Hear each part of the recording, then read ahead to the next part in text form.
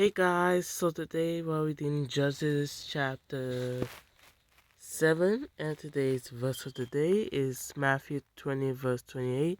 Just as the Son of Man did not come to be served, but to serve, and to give his life as a ransom for many.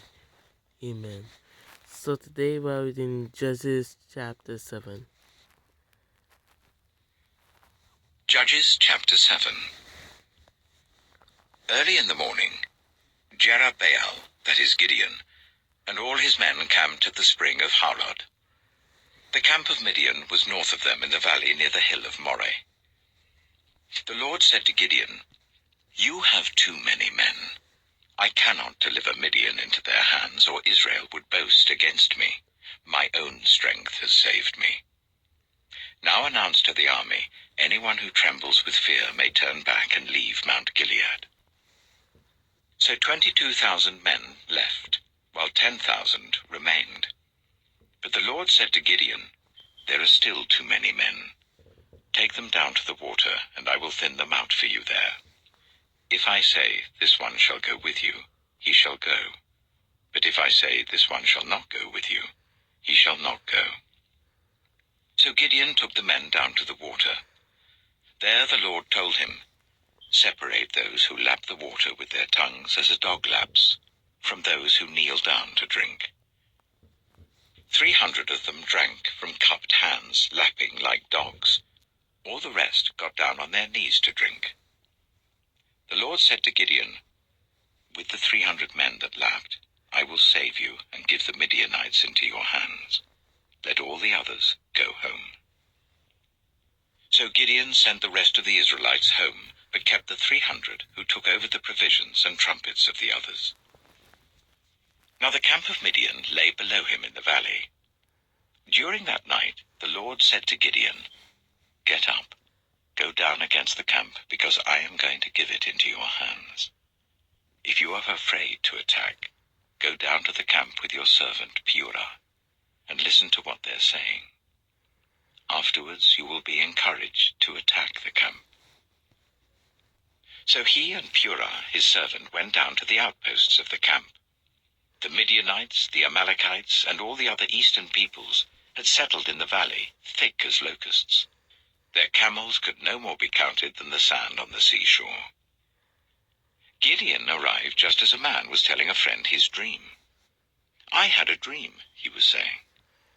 "A round loaf of barley bread came tumbling into the Midianite camp. It struck the tent with such force that the tent overturned and collapsed." His friend responded, "This can be nothing other than the sword of Gideon, son of Joash, the Israelite. God has given the Midianites and the whole camp into his hands." When Gideon heard the dream and its interpretation, he bowed down and worshipped.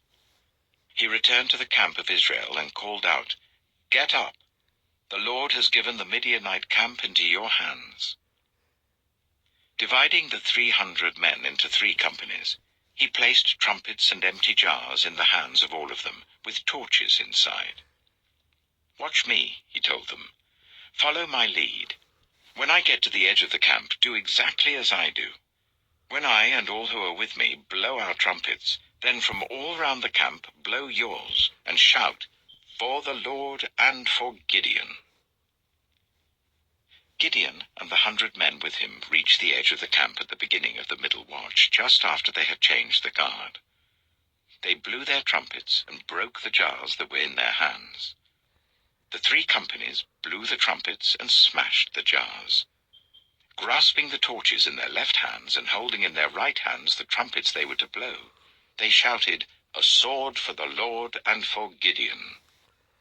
While each man held his position round the camp, all the Midianites ran, crying out as they fled.